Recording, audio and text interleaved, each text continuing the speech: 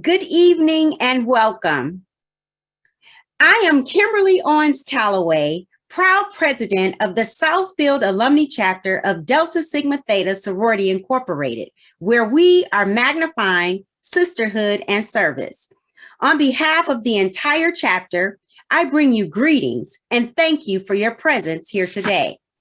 Tonight's discussion on Black maternal health, Do You Hear Her?, is sure to be informative. This is a social action and mental and physical health collaboration amongst the Southeast Michigan alumni chapters of Delta Sigma Theta Sorority Incorporated. I am excited to partner again with our sister chapters who you will hear from shortly. Thank you to all who have worked on this project, and a special thank you to Dr. Tara Walker for bringing this issue to light. Delta Sigma Theta has been concerned about social issues from our inception. Delta remains focused on the issues that impact our communities,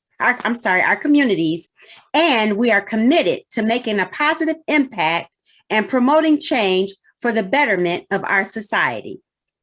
We have great panelists for an engaging conversation this evening. We also have nursing continuing education credit approved through Chi Eta Phi Sorority Incorporated. To receive credit, this disclosure must be read in its entirety. Approval statement of provider awarding continuing nursing education credits. Chi Eta Phi Sorority Incorporated is an approved provider of nursing continuing professional development by the American Nurses Crediting Centers Commission on Accreditation. Completion of this program will be awarded 1.5 continuing nursing education CNE credits. Criteria for awarding nursing continuing professional development credits. As an attendee, to receive the nursing continuing professional development credits, you must comply with the following. 1, sign in on the sign-in roster or be counted virtually by given name. Remain for the entire presentation and complete and submit the presentation evaluation form within the designated allotted time, which is October 16, 2022. Presence or absence of conflicts of interest. The speakers and the members of the planning committee have declared no conflicts of interest. Commercial support. This activity has no commercial support or sponsorship. Thank you.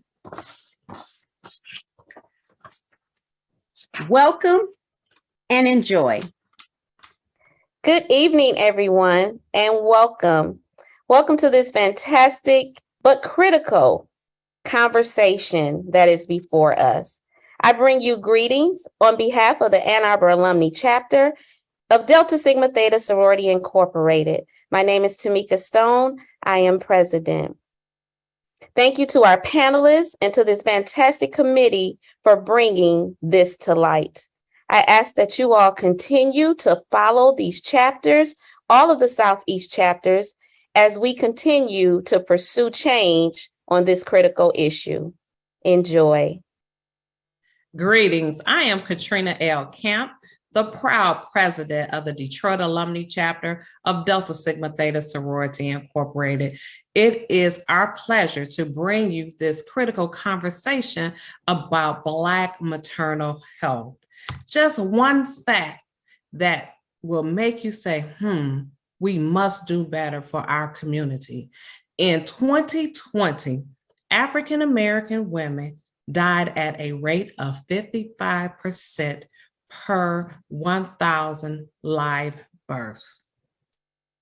That's a lot of women that we lost bringing precious babies into this world. We must be vigilant. We must take care of our own. We must stand up and we must speak out. Thank you to our panelists for being here today to give our community the knowledge that they need, that they can take back to their community so we can be whole. Thank you very much. Greetings, everyone, from the fabulous Flint Alumni chapter. I am Tamar Swain. I am honored to serve as this chapter's president. I want to first thank Dr. Tara Walker, Southfield Alumni chapter, for inviting us to participate in this complex but very much needed topic service. This maternal infant health project is important to our service area due to the continued disparities we see among women at every level of the social and economic scale. All women, despite their backgrounds, are forced to deal with inadequate health care that, of course, leads to poor health outcomes. For the past 10 years and counting, providing access, education, and advocacy for our community by way of our basic needs fair has been a pivotal charge for our chapter's strategic plan. Providing our community with vital information to assist them making informed decisions, selection of their healthcare providers, and resources that will continue to have a positive impact for generations in their healthcare journey. We have continued to impact lives through this project. And Flint Alumni chapter, it also just aligns perfectly with us leading the creation of the Maternal Infant Resource Guide, which we are honored to provide you here tonight. This is a piece of valuable information that you will be provided, and we encourage you to share this with your network. Again, thank you for participating with us. Have a good night. Greetings. My name is Brandy Liddell, and I'm honored to serve as president of Lansing Alumni chapter of Delta Sigma Theta Sorority Incorporated. The Black Maternal Health Program is very important because it brings awareness to a very concerning issue, which is Black women are dying from preventable complications related to pregnancy and childbirth. As a community, we must encourage, support, and help our mothers advocate for quality health care. And hopefully, and just hopefully, we can improve the outcome and well-being of our Black mothers and babies during and after pregnancy.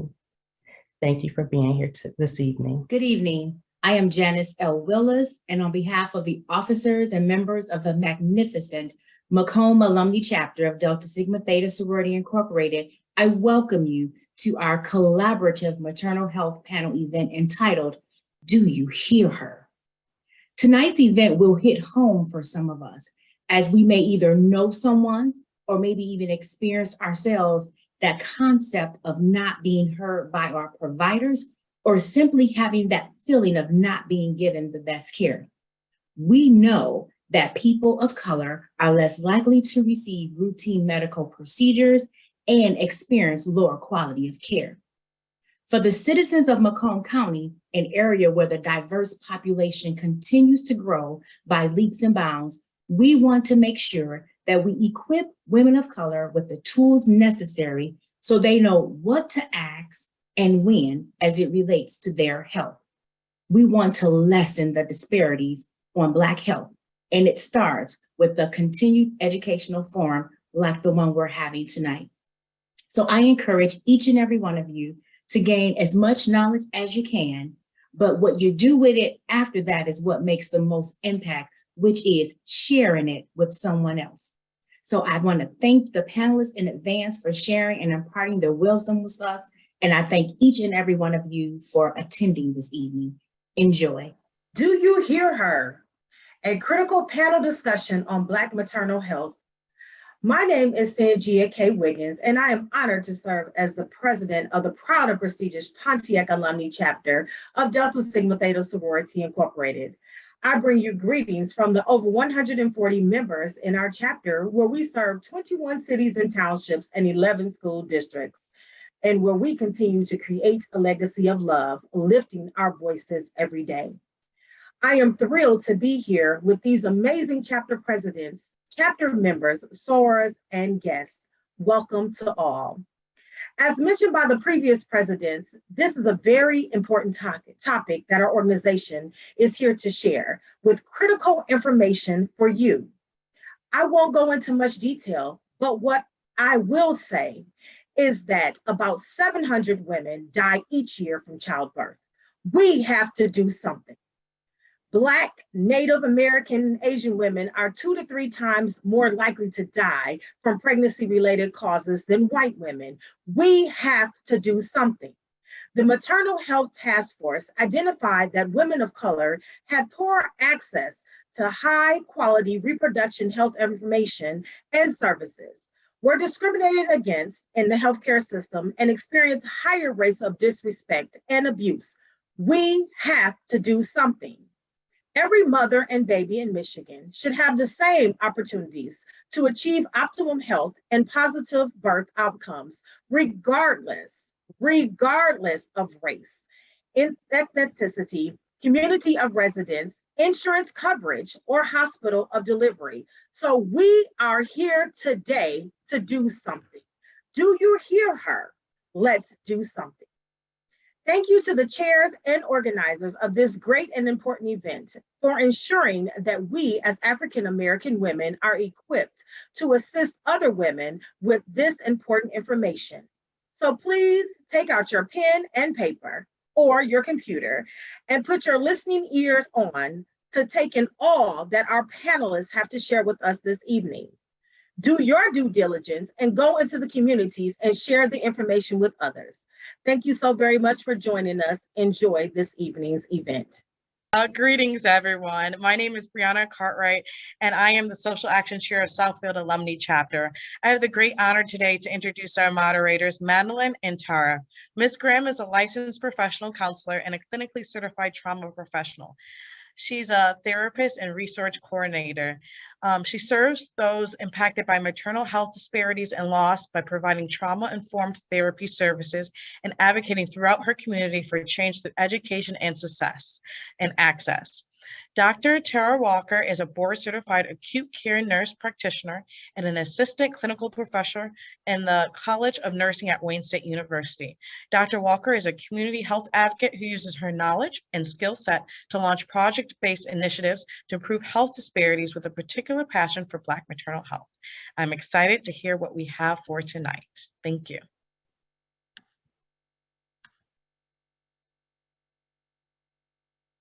Thank you, Brianna.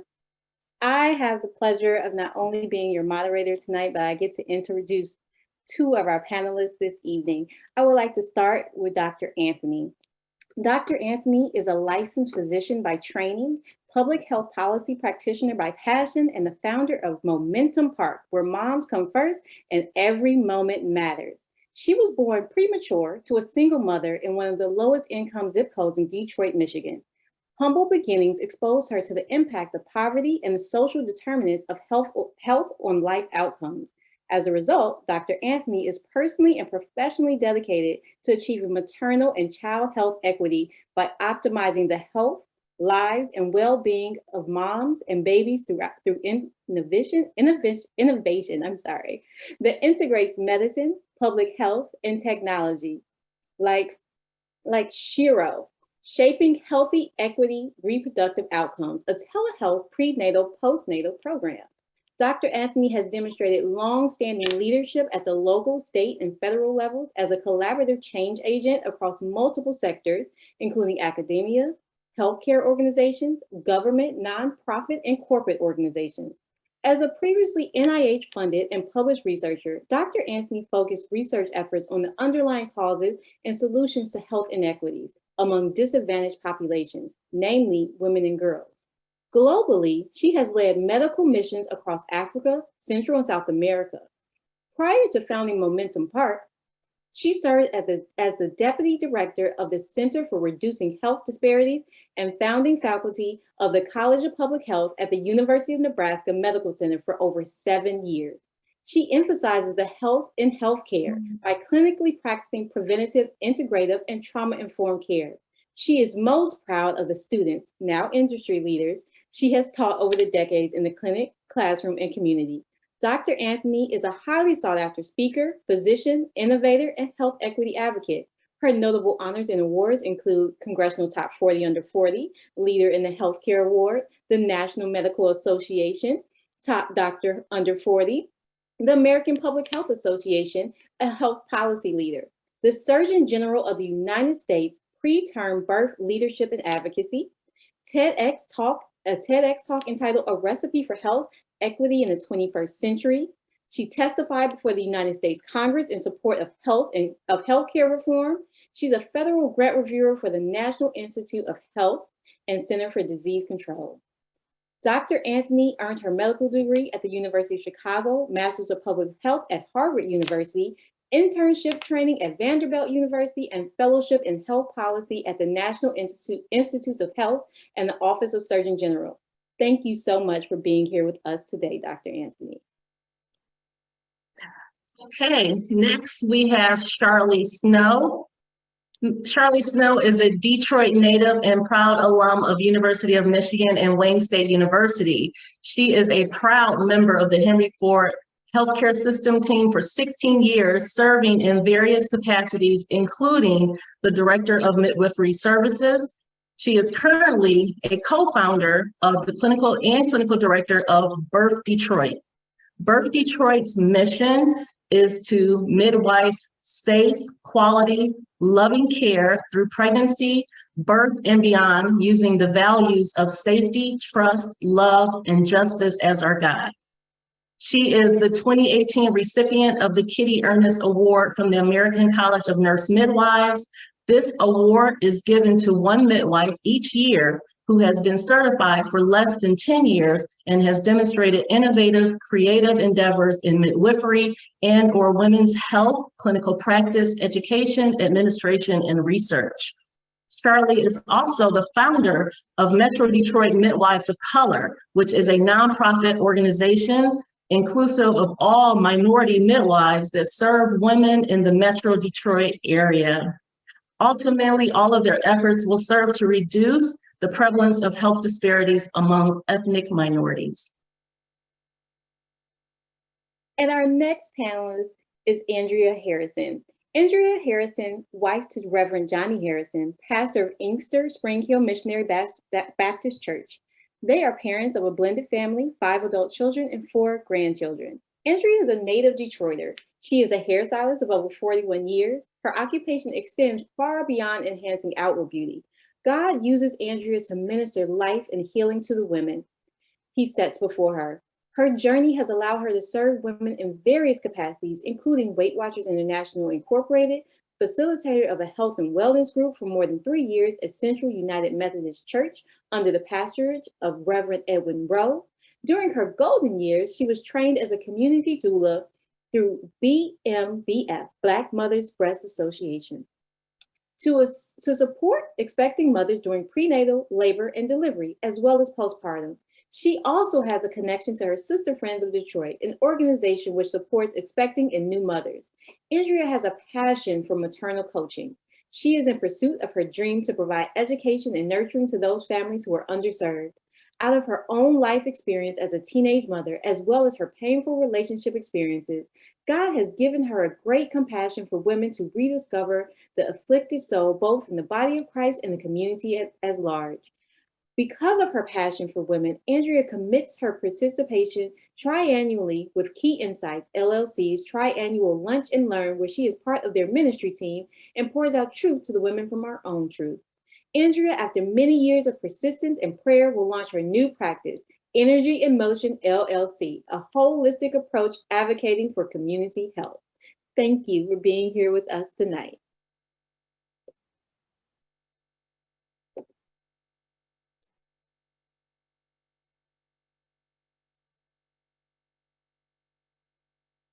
Now that we have introduced our panelists, we will now have a poll. And I'm going to read the questions for you as they pop up for you. And then after you all have a few minutes, I will provide you with the answers as well. The first question, all women face equal risk of dying during childbirth, true or false? The second question, true or false? As the education of a Black woman increases, her chances of her dying during pregnancy and childbirth decreases. Exposure to racism and microaggressions directly affects Black women's health, true or false? And number 4, what amount of maternal deaths are preventable? It is false that all women face an equal risk of dying during childbirth, one of the reasons we're here this evening. It's also false that as a Black woman's education increases, her chances of dying decreases.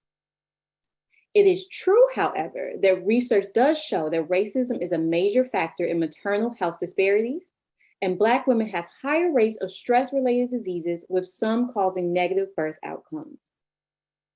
And finally, according to the CDC, almost 2/3 of pregnancy-related deaths are preventable. Recognizing urgent maternal warning signs, getting an accurate and timely diagnosis and quality care can save lives. Please keep these facts in mind with you as we proceed throughout the evening. Thank you, Mandolin. Okay, let's get into our first segment. Did you know? So the first question I want to ask our panelists is, what are the leading causes of death and why are the statistics higher for Black women? Dr. Anthony? Thanks so much. It's so awesome to be with the Deltas and back with Michigan. I'm in California, so you can see all this sunlight. It's still early here. So thank you so much for the invitation to make a difference and be a part of this important work. Black women, it's an aggregate of factors. The things that are listed in the literature really focus on a couple of things. Number one, they say that before we get pregnant, our BMI happens to be higher than other groups, and that can contribute to some adverse outcomes during pregnancy, like increased blood pressure, preeclampsia, which our preeclampsia rates tend to be higher than other groups. The other theory that they've put out that they've been able to show in data is that we come to pregnancy with higher chronic disease rates, right? So we come into pregnancy with higher blood pressure. We come into pregnancy with diabetes. We come into pregnancy with a couple of different things that compared to other groups that they may not have. Now, I'm a physician and I don't believe that is the reason. I think, again, that there are multiple reasons that all together contribute to our risk. When we look at data and it points to, oh, they're fat when they're pregnant, oh, they have this, they have that, it really blames the patient. And that's unacceptable, because if you compare groups and you look at other groups of women who happen to have chronic diseases, who also happen to be overweight at the time of pregnancy, their outcomes are different. So there's something else going on. And one of the things that I've talked about and written about is I truly believe that it takes a village to bring a healthy child into this world. And it also takes a village to get a Black mother through pregnancy. We come into pregnancy oftentimes, we talk about this intended versus unintended pregnancy rates, and the US average is 50-50. So 50% of pregnancies are planned, 50% of pregnancies are unplanned. Now, when it comes to Black folks, I don't think that that's a valid conversation. I've taken care of so many women, and when you ask them, did you plan for this pregnancy? It's like, no, but it's not like I wasn't planning, right? Like God is going to contribute to what my birthing plan is going to be. And so when we look from that perspective, I really believe that there's a difference when you get a positive pregnancy test as to whether or not you're like excited, like, oh my gosh, and you're spilling all this dopamine and serotonin and you're building a human being, right?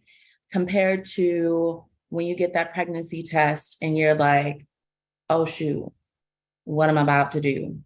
I don't believe in termination. Am I keeping this baby? Am I not keeping the baby? When you have nothing but stress hormones, that's the starting and the building blocks of how we're building children. So again, I think it's an aggregate of factors. They say chronic diseases, they say BMI, they say we die once we have these babies from preeclampsia, but I think it's a whole factor, including the racism discussion that we'll have as well. Thank you, Dr. Anthony. Charlie, can you tell us some factors that increase the risk of maternal health disparities for African-American women? I think Dr. Anthony was leading us right into that. And thank you as well for inviting me to participate in this discussion. Yes, all of those medical diagnoses that we briefly spoke about are leading causes and can be contributory, but it cannot go without being said that racism and the way that women are welcomed and received into care, regardless of situation, intended, unintended, or otherwise, impacts and creates disparities amongst people of color, Black women in particular. And so I think that health promotion and things that I'm sure we will get into in response to that is important to highlight, but we have to make sure that we identify and call out what we need to call out as a major player. Oftentimes it has recently become seemingly a buzzword to speak of implicit bias, but I encourage us to call it bias because some of it isn't explicit. Some of it is very explicit. And so, you know, we can easily say implicit bias, but I stretch us to consider that some bias is explicit as well. Thank you. I noticed that in the poll that was launched, a lot of the audience members thought that the more education you get, that, you know, your chances of this maternal mortality decreases. And I'm glad that you spoke about the racism and implicit bias. To any of our panelists, can you further explain how racism and implicit bias hurts African-American women who are pregnant?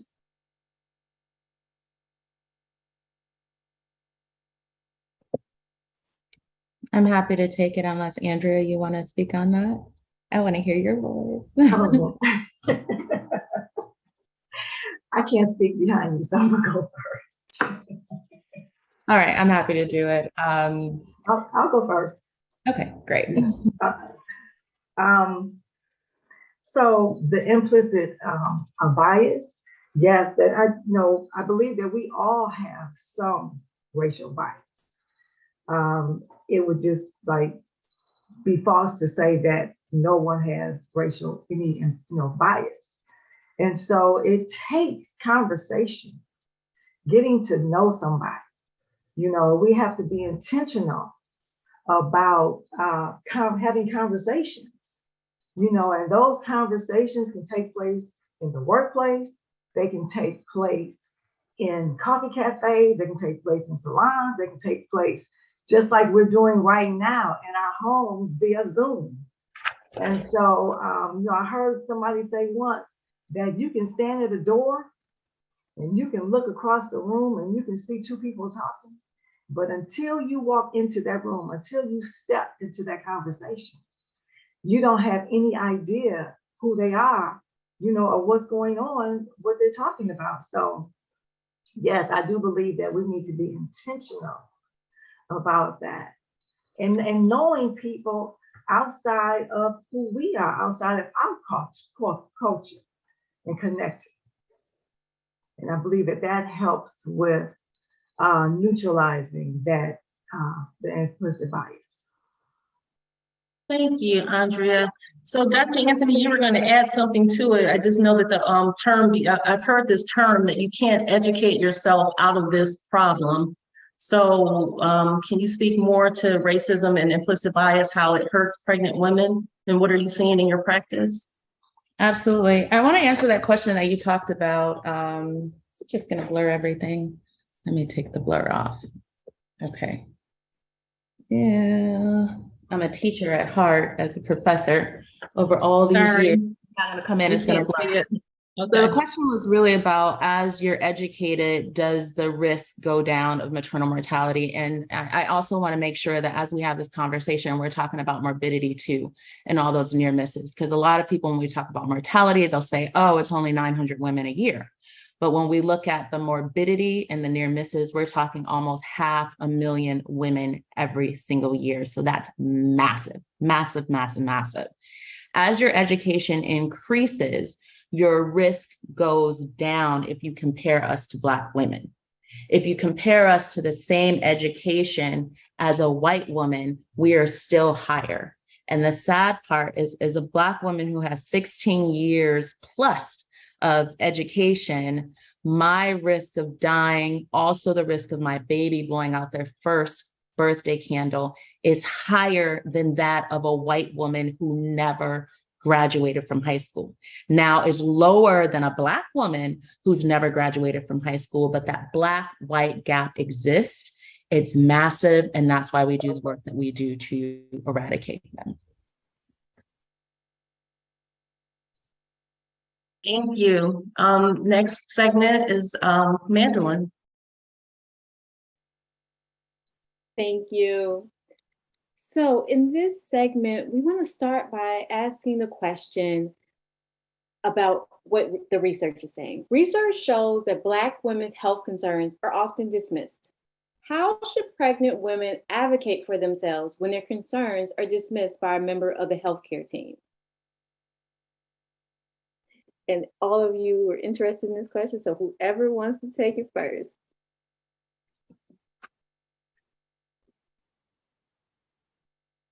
I'm happy to start us off. So it is true. Black women, often report that they feel dismissed and not seen when they enter into care. I think that one of the things is sometimes you don't know what you don't know. Okay. And so one of the biggest things that, especially in my organization, that we stress is education. Okay. And whether or not that is childbirth education, breastfeeding education, it looks different for women, for each woman. But there is also an untapped resource, which I'm assuming Andrea is gonna ditto this, is to seek advocacy from other resources like doulas or other healthcare professionals that can stand alongside you and teach you or provide you the tools needed so that you can advocate for yourself. What this, I think, needs to look like in our communities is we have to change the narrative in how we celebrate women that are expecting, right? We have shifted gears to celebrations surrounding gender, which and showering them with love and gifts. And I think that highlighting these risk factors points us in the direction that we need to start equipping our community with other resources. Okay, so bundling packages and paying for a doula, making sure you can afford and enroll in childbirth education classes, right? Making sure in the postpartum period that you have the support you need, making sure we provide you food and nutrition throughout your pregnancy and postpartum period. So there are so many untapped resources that we've shifted our focus in a different direction, that I think that if we would redirect ourselves and our resources, that women would feel more prepared. So I would start with making sure that you have the right team, the right support persons, including doula and other healthcare professionals that make sure that you are seen and heard. Thank you. Andrea, would you like to add to that? I'll piggyback off of what Charlie was saying, that I agree that with Charlie, when you said what you don't know, you don't know. And especially if it's the first pregnancy. And because she's never done that before, she's never had a baby before, she may not know what to do. And so it does take a village, to help equip and empower. And so, as a doula or community, you think back, and there was a community that supported a woman when she was pregnant. And so that's what we need to do. We need to be about it. We need to be about that community. And so that she can be informed. Another thing too is that oftentimes when a woman does not have a voice in her home, when she grows up as a child and she's told, little girl should be seen and not heard, sit down somewhere and be quiet, those kind of things. And so when you hear that growing up and you don't have a voice, no one has allowed you to define who you are, then that carries over into your adult life. Mm-hmm. And so when you come out in the public, you may not be aware that you have a voice that you can use. And so it is up to us to let women know that they have a voice. At the beginning, when you showed the video, and they said that, you know, they're strong women. You know, they were fighting, they were using their voice, and that's what we have to continue to do, so that she can be, excuse me, well informed, that she can know, so that she will know that she can take someone to the doctor with her, someone who can be an advocate for her. So there's, you know, there's so many things. And I know this won't be the last time we'll do this. Absolutely. You don't know what you don't know. Dr. Anthony, do you have anything don't know. to add? You can spend a whole hour on this one. There are a couple of things. You can look at this from multiple angles because there are a lot of things that are happening that are contributing to this. And so when we're saying we need to be educated, that of course is one perspective, but our colleagues, my colleagues need to be educated, right? So we speak in a different way collectively, right? Like I have a hybridized vernacular because of my experiences from Detroit all the way to, you know, Boston, California.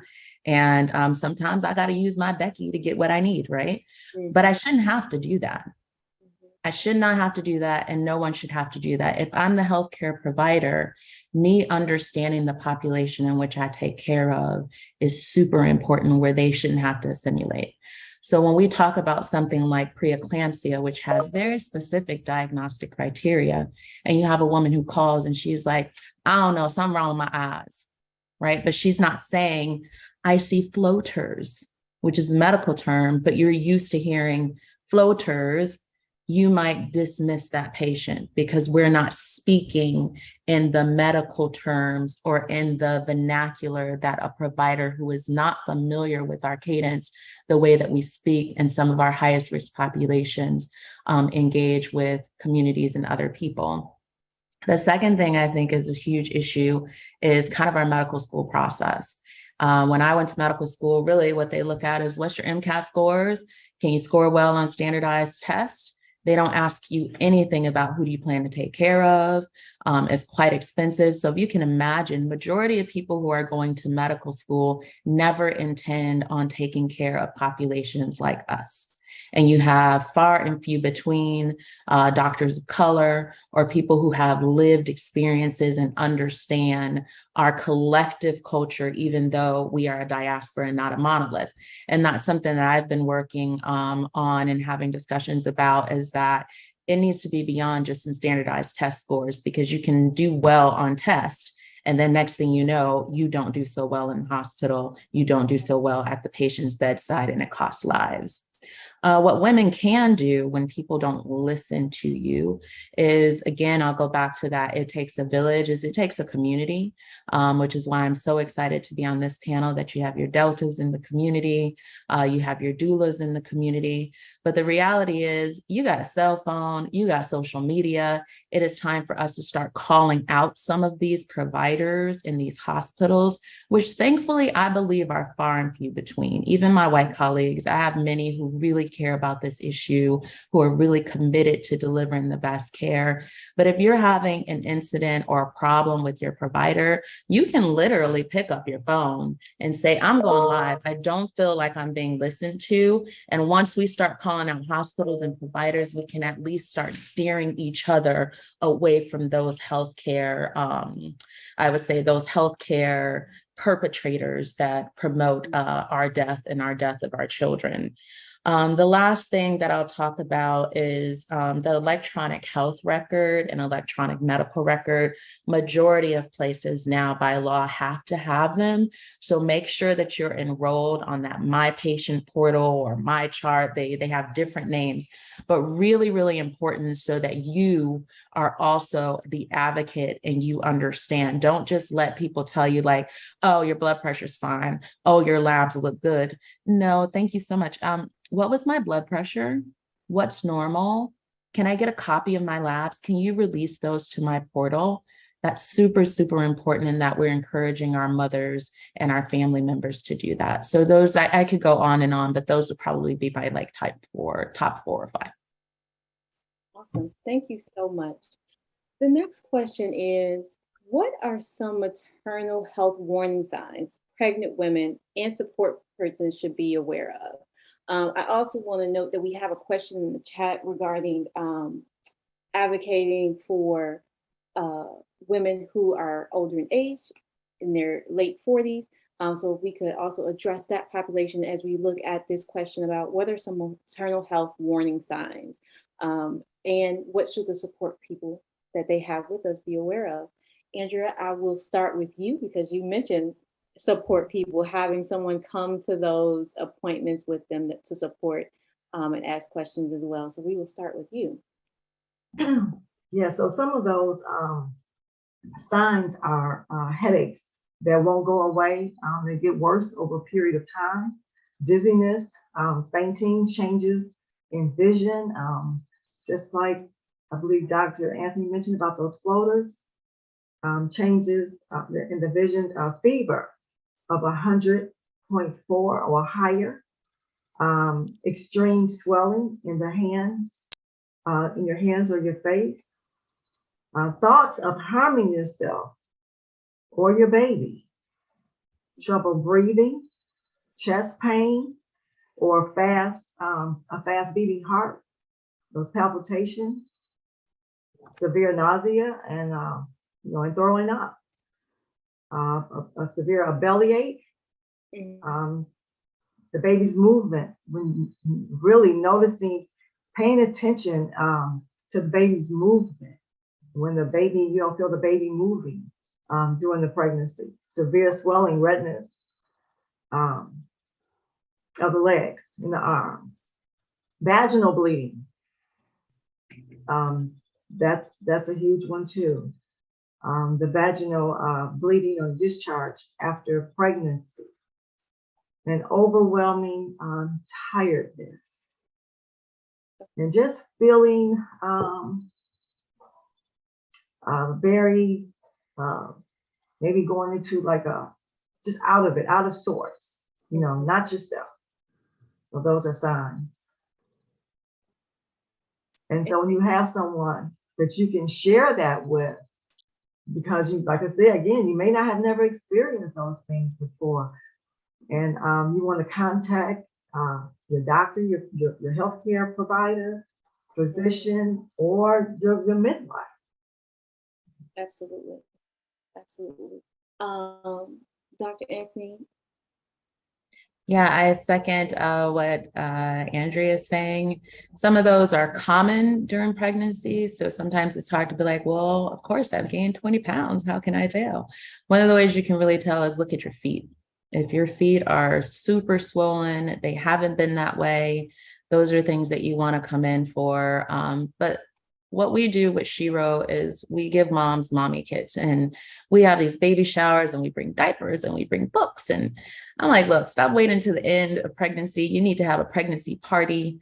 I'm not one who believes in let's wait till we get past 12 weeks to the first trimester to tell everybody, right? Because one of the things we're not talking about is fetal loss. We have miscarriages, and when we haven't shared that with our families, a lot of women are suffering alone. So I'm really along the lines of, as soon as you find out you get pregnant, because you need as much support as you can, you need to let the whole world know. And if something happens in that first trimester, then you have the whole world that can rally around you through that hard time. One of the things I also believe in is we're going to have a prego party, okay? Like, I'm not having y'all can plan my baby shower later, but we need a prego party because there's some things I need to get through this pregnancy. And what I recommend to people and what we send in our mommy kits is every pregnant woman should have a blood pressure cuff. Number one, you can get a blood pressure cuff on Amazon for less than $25, because preeclampsia, all the things that really challenge women's lives and their babies, we look for that blood pressure. So blood pressure cuff, a thermometer, I would say, is number two.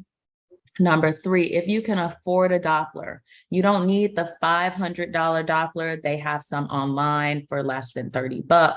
The Doppler, I think, is important later on in pregnancy, because one of the number one causes why women show up in the ER. And if you can imagine during COVID, You shouldn't be leaving your house unless you absolutely need to. But a lot of women were like, I don't know if the baby's moving. I haven't felt the baby move. And they end up in triage, exposing themselves to COVID. There's my dog. Exposing themselves to COVID. And majority of the times, the baby had a fetal heart rate. There was no problems. So the Doppler, the blood pressure cuff, the thermometer. And then the other thing that I would recommend, it's called an O2 stat. Some of you have seen them. If you've been to the doctor, they put it on your finger. It tells you how your lung function is doing. That's super cheap. Get that for under $9 on Amazon. That's going to tell your oxygen saturation. That's the one thing I would add, that Andrea had a comprehensive list. The one thing that we are also at risk of during pregnancy is blood clots. And any pain in your calf, in the back of your leg, that's so important not to ignore, but to get in, because that can break off. We call it a deep vein thrombosis, which is more common during pregnancy. Break off, go to your lungs and cause a pulmonary embolism, and it can kill you. One of the first surgeries I ever did as a resident, post-op, we couldn't find the patient. People were like, maybe she went to McDonald's. I was like, how can she even walk? We came back, and she was behind the door in the bathroom, and she had passed out, and she basically had what's called a saddle emboli. So she had a clot in her leg that broke off and went to her lungs. So that's the only thing that I would add that wasn't mentioned. And those things that I mentioned for mommy kits would be really important for women to have during pregnancy. Thank you. Okay. Charlie, did you have anything you wanted to add?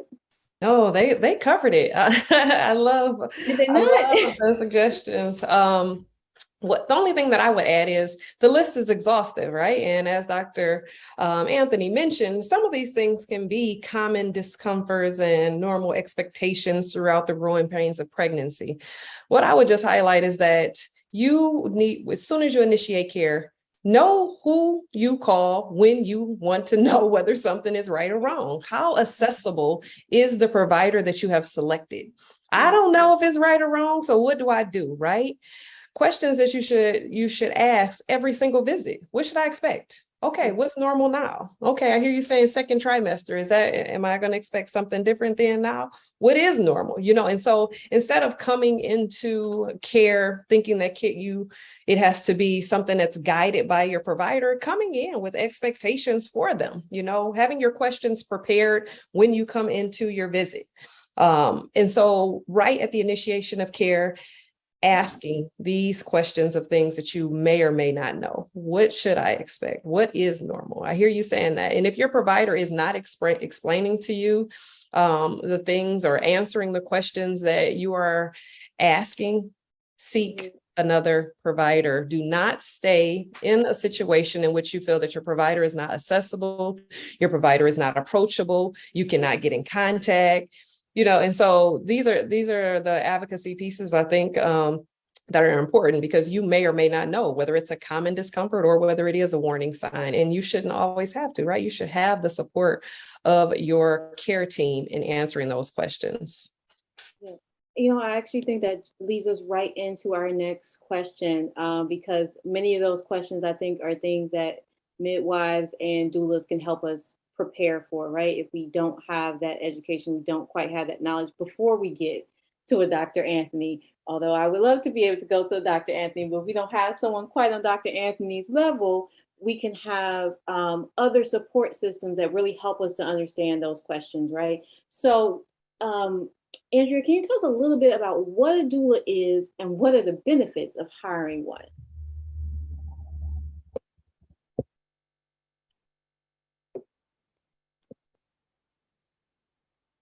So first, I want to say this before I answer that question. I do apologize.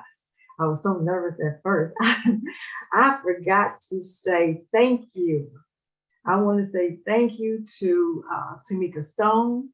I want to say thank you to Dr. Tyra Walker. I want to say thank you to Mandolin Graham as well. And it's just an awesome blessing to be here with you amazing women.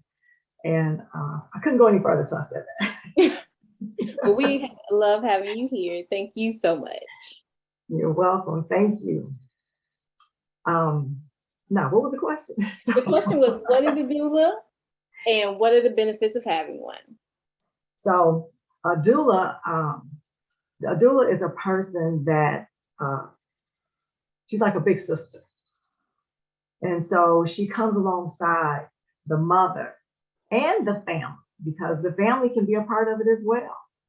And but her focus is the mother and the needs of the mother.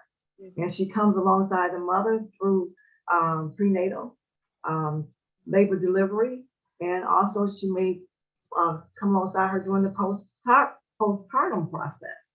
And so she brings herself into that relationship and her skills, and with no judgment. She's a good listener.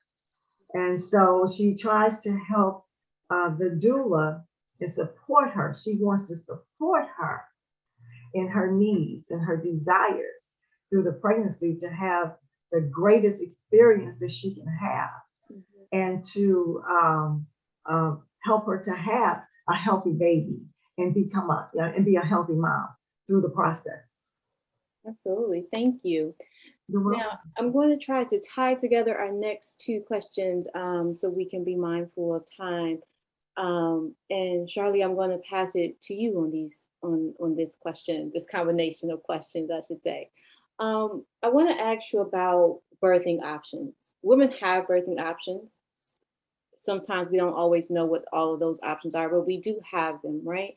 What are the risks and benefits of a hospital birth, birthing center birth, a home delivery birth?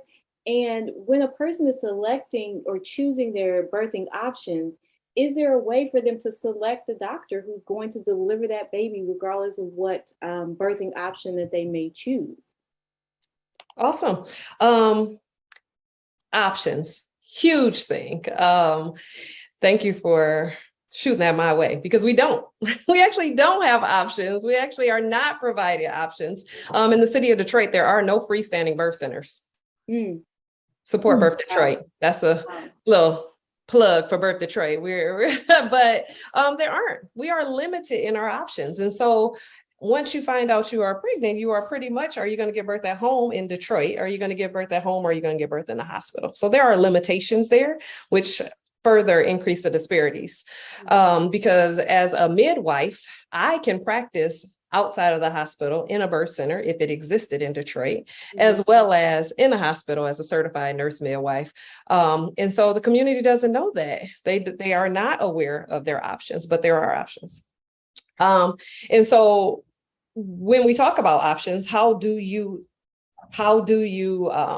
use your power to make decisions and share decision making with the institutions that you may have approached? You can absolutely choose which practice you receive care from, which physician group, midwife group, whichever group of individuals. Now, most care teams are groups. So if the question is within a group, can I select this specific physician to attend my birth? That may not always be an option, depending on whether or not you have a private practice physician and et cetera.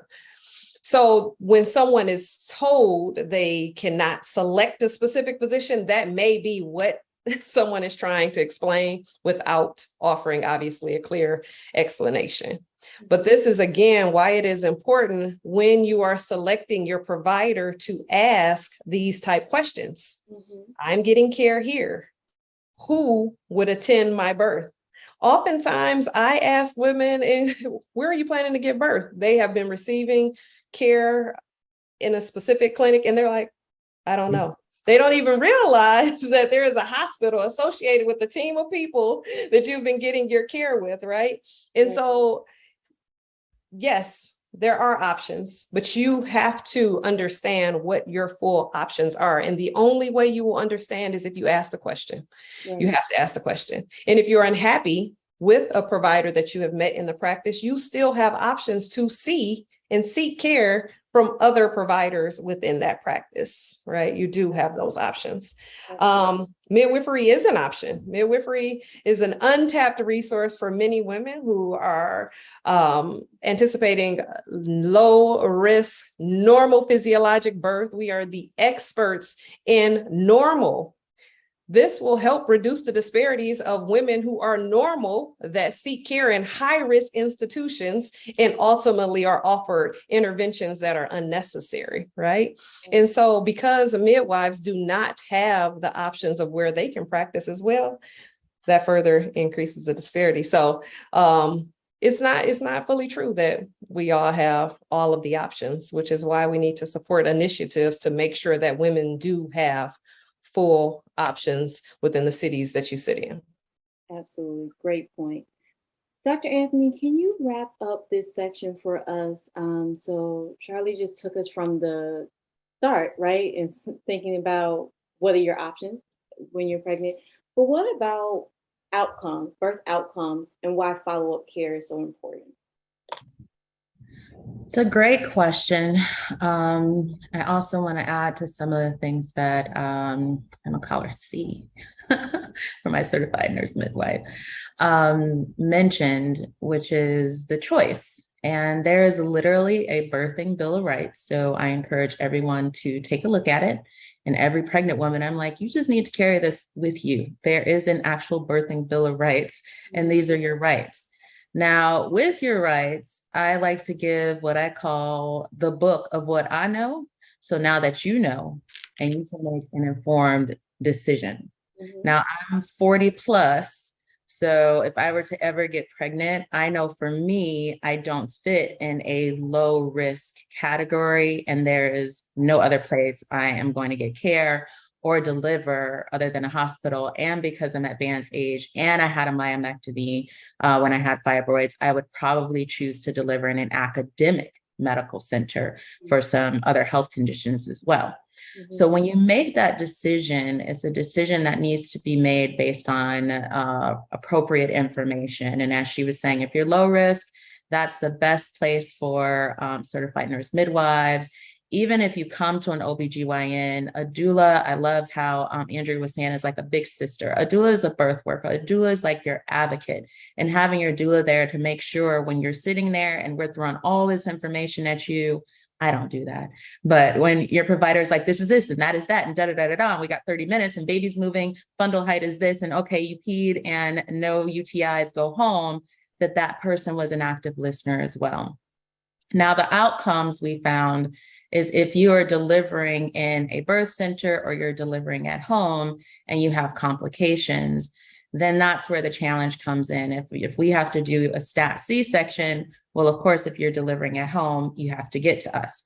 If you're not on a monitor the entire time and something's going wrong, you have to get to us.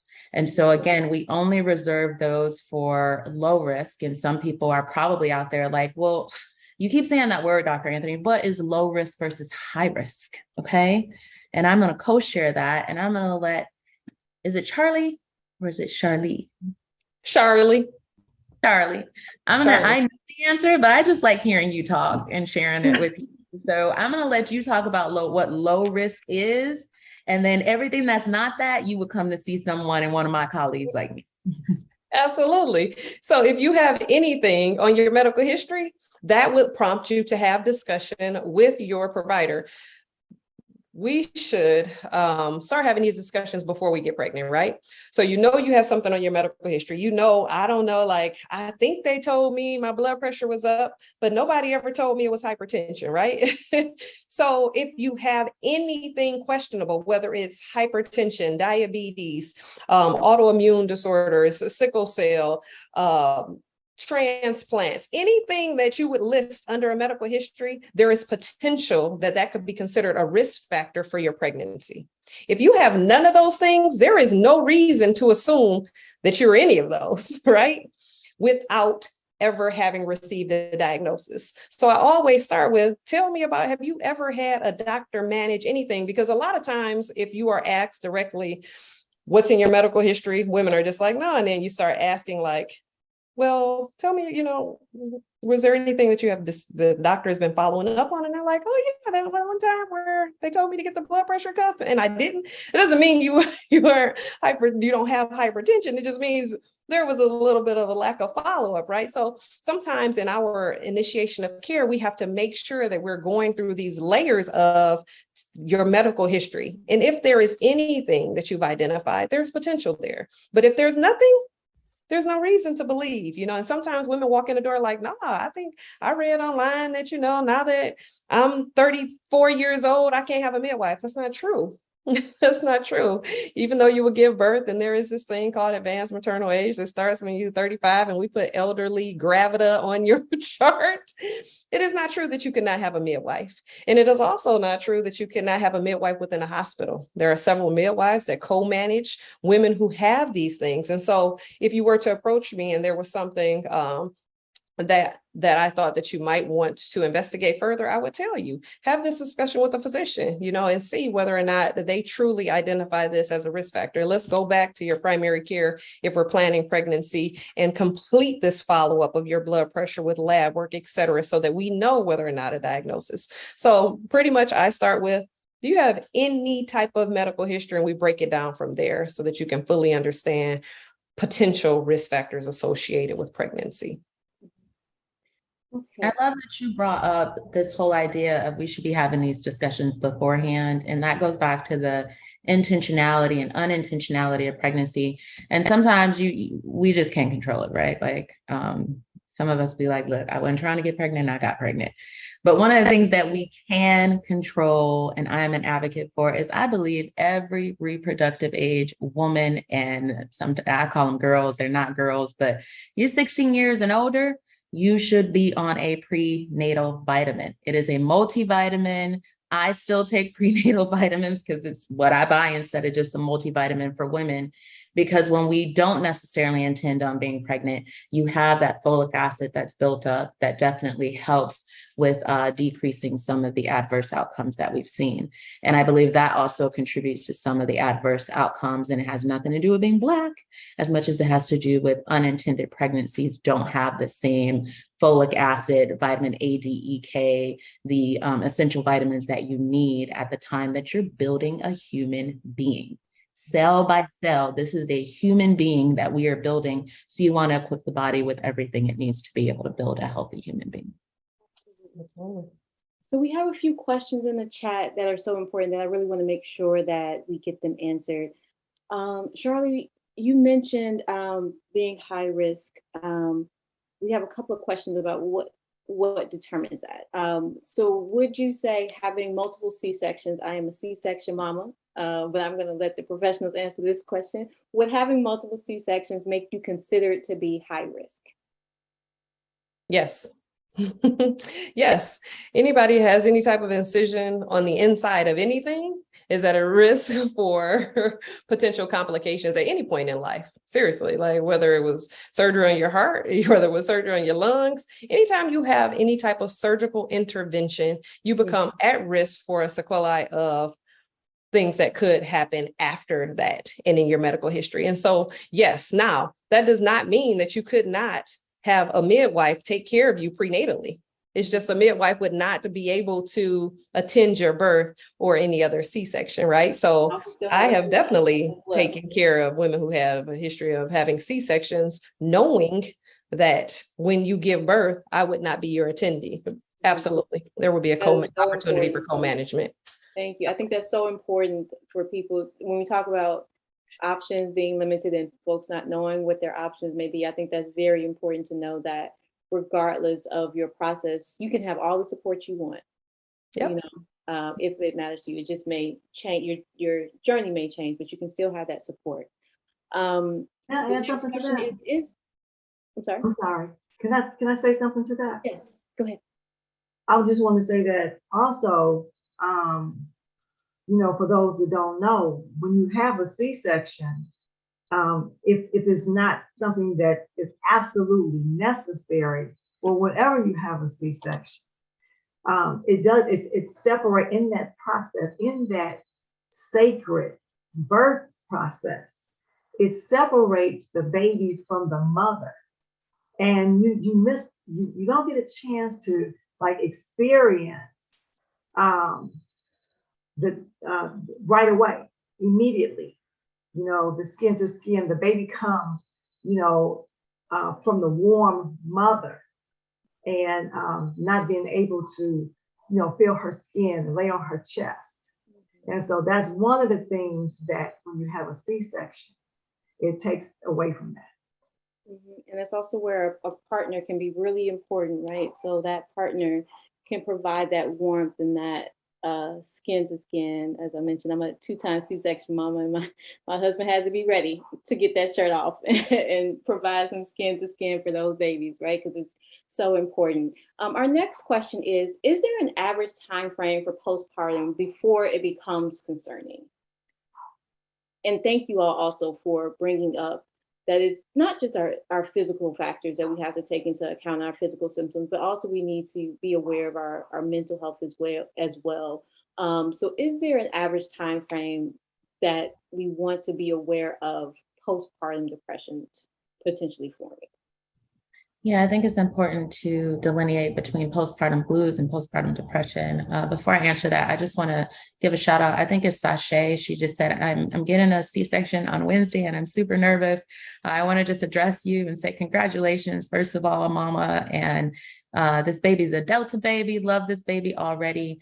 What I would recommend is having that conversation with somebody, whether it's your doctor or the doctor's nurse, to get an idea of what the process is like. We usually bring you in, anesthesia's going to see you since it's a planned C-section, and you have a right to ask for some of the things that you want.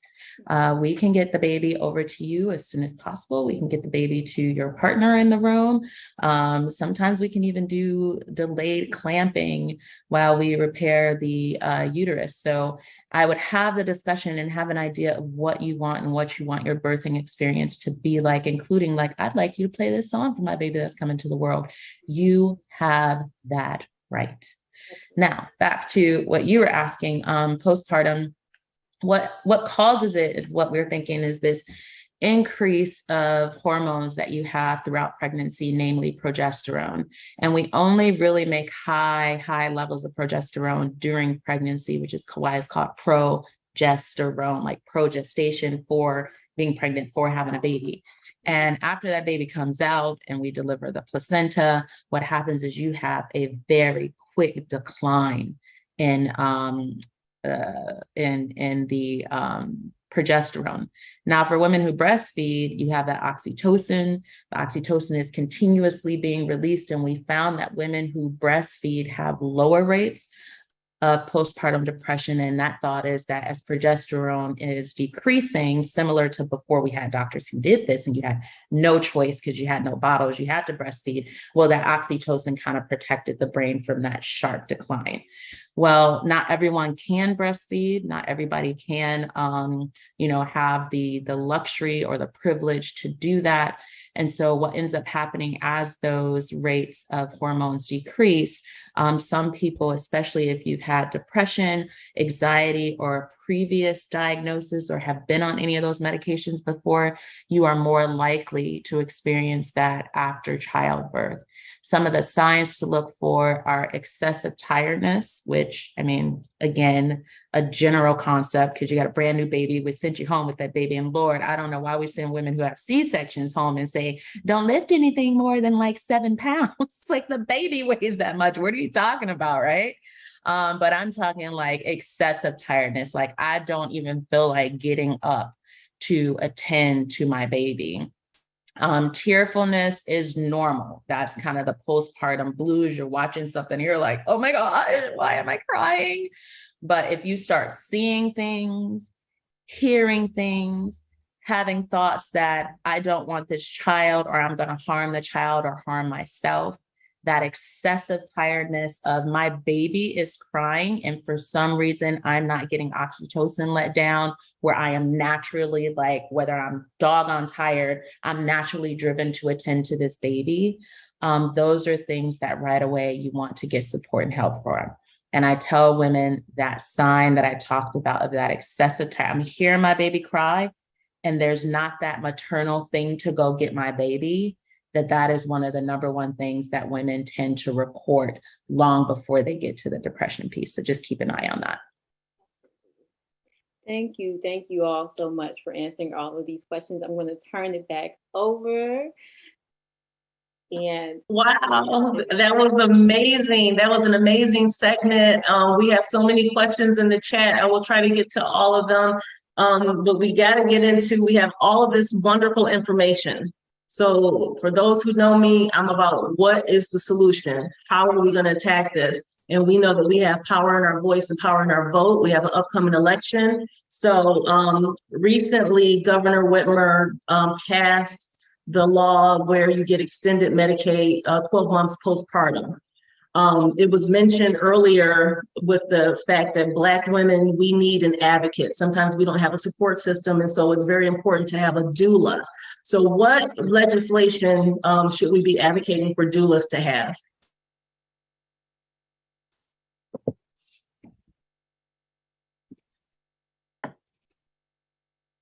So I want to say that a doula is a professional, and doula is not always recognized as being a professional. But when a doula carries herself in that manner, she's a professional, and she deserves to be paid for, because she's bringing, you know, her information into it. She's bringing those skills, the knowledge, the passion, and the time. She's putting the time into it. And so she definitely deserves to be paid for it. The prenatal visits, they should be paid for. The time she spends in the hospital and during the postpartum. So that would be one of the things that I would say that a doula needs support for. Great. Now, Charlie, I know that you have a plethora of doulas at Birth Detroit. So can you add any other things that we need to be advocating for, asking our legislators for doulas? Absolutely.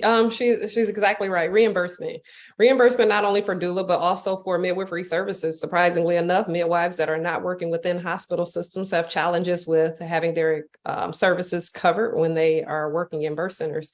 Birth center births not being reimbursed either. So there are huge opportunities when you see, and we speak about options and being about options for women, when we see legislation that is presented to assist women with having access to these options. Because if you can't pay for it, it don't matter if I build a birth center. Like, you can't afford it, right? So we need the legislators to understand that this is important, that reimbursement exists so that women still have options. So whether it's doula services or other ancillary services as well. I don't know why we can't get chiropractors to accept insurance. But anyway, don't get me started. But yes, reimbursement as it relates to healthcare services outside of existing hospital structures is super important. So when you see birth center bills coming across, when you see doula bills coming across, really reading those and understanding that limitations to options also impacts our outcomes. Okay, great. And Dr. Anthony, we want to hear from you what legislation is needed that may not have been discussed. And then after you speak, all our panelists are going to give us their 2-minute closing statements. I would encourage Michigan to look at the states that have passed legislation in support of doulas, birth workers, and certified nurse midwives. I just left City Match in Chicago, and there were a couple of presentations on this. And don't quote me, it was either Rhode Island or Boston. If you really want to know, I can go back and look. So just hit me up and I'm happy to get it to you. But what they did was they passed the legislation, and whether you choose a certified nurse midwife or a doula, I think it comes out to $1,500. Now they're moving towards making sure that it might be more depending on some of the health conditions that the mother may have. But I think it's like $300 for the, I think prenatal, $600 if you're at the delivery, and then $300 or something, another $600 or something like that postpartum. That's what it is. You get 2 prenatal visits, or I can't remember, but basically it's out there. Look at that policy, use that policy, because they've been able to show improved outcomes, and policymakers just want to know that it's going to make a difference. And if other people have led and they're doing it, they're more likely to do it as well. Thank you. Okay, Mandolin. All right. Thank you all so much for this absolute wealth of information this evening. I think we could all agree that we could talk all night, all week, all month, right? But I do want to give the opportunity 2 minutes to each of you to just share any closing remarks that you want to leave our audience with tonight. And I will just start with Dr. Anthony with you because you are at the top of my screen. All right. So again, to Dr. Walker, to the beautiful, amazing, impactful, bold Deltas of Michigan, thank you again for the invitation to be with you tonight on this very, very important issue. I address this issue through medicine, public health policy, and technology. And I would be remiss without sharing one of our partners at meetmay.com, founded by a Black woman, Maya Hartigan. She created a tech platform for Black women to give us education. There's nothing like when you're pregnant, being able to see yourself and see women who look like you and a trusted source. So it's absolutely free. It's also a place you can go get doulas and midwives, but there's a charge for that. But all the education is free. So I always say any woman of color should know about meetmay.com. The last thing I will give from a tech perspective is that we live in a technologically advancing, not advanced, it is continuously advancing every single day. And you have more power than you know through your vote through social media.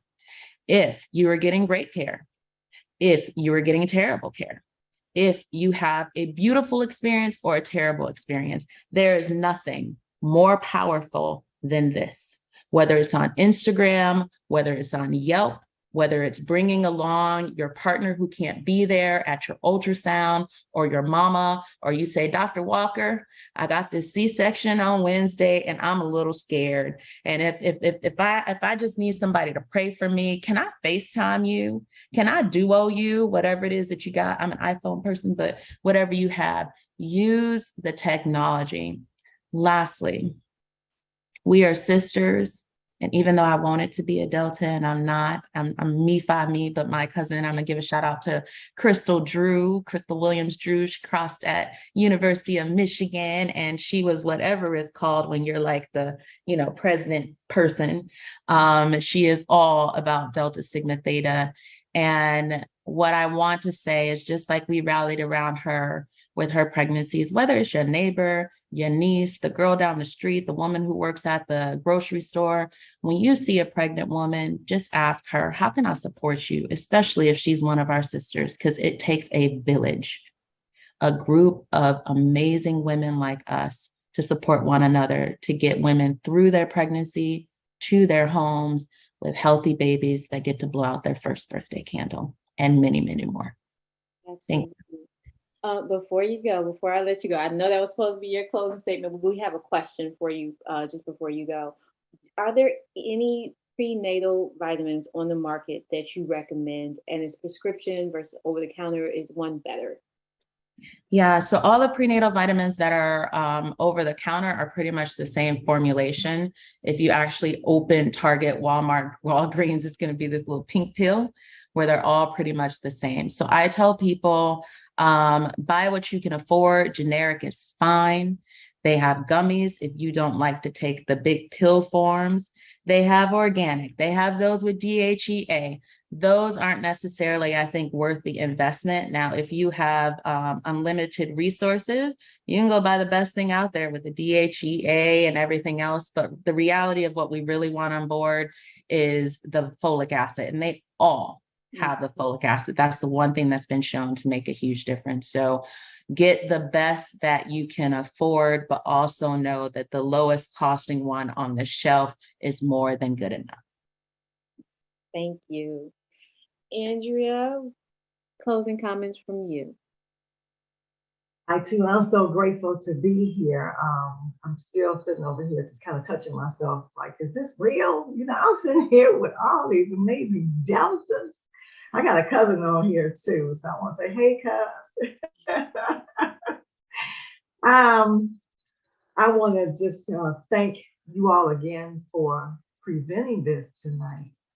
And because it definitely is a valuable, meaningful conversation. I want to say thank you to my other panelists that's here. I'm here with you all tonight, to Dr. Anthony and to Charlie. You know, it's been awesome being here with you. It's been a pleasure meeting you. And also, I want to just even give a shout out to the city of Detroit for, you know, connecting this for bringing this, that the city of Detroit participates and encourages, participation with the Hear Her program. And so, I mean, not program, but campaign. And so also I want to say that I learned that Mike Duggan also has implemented the LIFT transportation program for mothers who do not have transportation to get to the doctors, to also try to, lower the maternal death rate and maternal disparity. So that's a good thing, so that they can get to the doctor whenever they need to. All they have to do, well, first of all, they do have to sign up with Sister Friends. And so through Sister Friends, that, you know, anyone on here may not need that service, but if you know someone that needs that, you can share that with them. Sister Friends is a great organization for connecting mothers with a sister. And BEMFA, Black Mothers Breastfeeding Association. Also, that's who I went to do the training with. And so Kadada Green is the CEO of that organization. And also, if someone wants to, has the political passion and you want to create policies, then you can connect with Mothering Justice. So there are so many things that we can do. You know, we always hear, we as women, we are powerful, and we are. Mm-hmm. We just have to use our voice and use our skills and resources and come together, you know, and make some things happen. We can do something about, more infant mortality and maternal mortality. We can do something about it. So thank you so much. Charlie, take us on home. Oh, okay. No pressure. No pressure. No pressure. No pressure. You know, I knew this was coming, but I didn't want to prepare anything. I wanted to really see what set with me and see what I felt, what I felt led to leave with. And the word power just keeps bouncing around my whole spirit and my being, and just seeing us all here, almost 200 participants. We all we need. You know, it's no looking for the answer everywhere elsewhere, somebody else to do it. We are all we need. We have the power as women, the way we are positioned in our homes, the introductory to health behaviors, we guide that. Your significant other partners, everything else, they most times not doing what they're supposed to do. The woman has the power of influence on our homes, our communities, our loved ones, our churches, wherever we are. And so whatever seat we're in, we have power in us together as a collective, as a community, the power that we hold here, even in this space, wherever you serve. Andrea is completely right. We can move the needle, and we are all we need. Absolutely. I think you all moved the needle tonight. Thank you so much. I don't even have the words for how appreciative we are tonight for your wealth of information, your time, your energy, your encouragement to every person here tonight. I hope truly that every person, if you did not take away something personal that could help you, that you took away the idea to get some information that could help you. So thank you to our panelists. I turn it back over to you, Tara, to close us. Okay, great. Thank you so much. So just next steps to the audience, thank you for joining us. So during our closing remarks that will be brought to us by our first Vice President, Venus J. Brown, there will be QR codes displayed on the screen that will give you access to the Black Maternal Infant mortality resource guide, as well as the program evaluation. So get your cameras ready so you can take those pictures. Just remember that once you take, you click on the QR code for the program evaluation, that QR code will redirect you to a link to complete the survey. If you are a registered nurse seeking continuing education credits, you must complete that survey and submit it, and we will have the contact information if you have any trouble obtaining your CE credits. Next, I would like to have our fabulous First Vice President, Venus J. Brown, bring us close out our program. Thank you so much. Just a few closing remarks. Tonight was packed with information. The glaring, unfortunate high statistics for our Black community, alarming facts, and critical actions. So I want to thank everyone involved with bringing tonight's program forward, the 7 Michigan chapters of Delta Sigma Theta Sorority Incorporated, the clinicians, expert speakers, technology team, and most importantly, all of you for your presence.